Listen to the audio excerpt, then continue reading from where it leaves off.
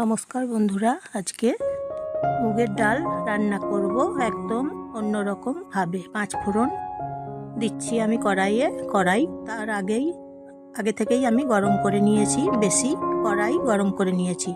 তারপর 5 ফোড়ন, তারপর একটা তেজপাতা, সর্ষের তেল এবং মুগের ডাল দিচ্ছি। মুগের ডালগুলো এখন ভেজে নিচ্ছি গরম তেলে।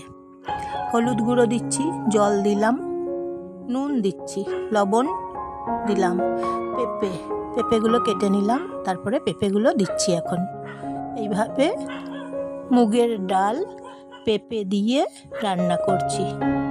পেঁপে এবং মুগের ডাল, ধনে পাতা দিচ্ছি, কাঁচা লঙ্কা কেটে দিয়েছি, কাঁচা লঙ্কা, ধনে পাতা, এইভাবে এই যে দেখুন পেঁপে মুগের ডাল দিয়ে একটা রেসিপি রান্না করছি। আমি জয়া, আপনারা সবাই জয়ার রান্নাঘর থেকে নমস্কার নেবেন বন্ধুরা, সবাই শুভেচ্ছা নেবেন।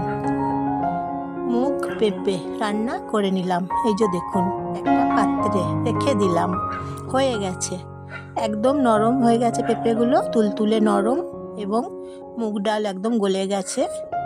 খুব সুন্দর রেসিপি,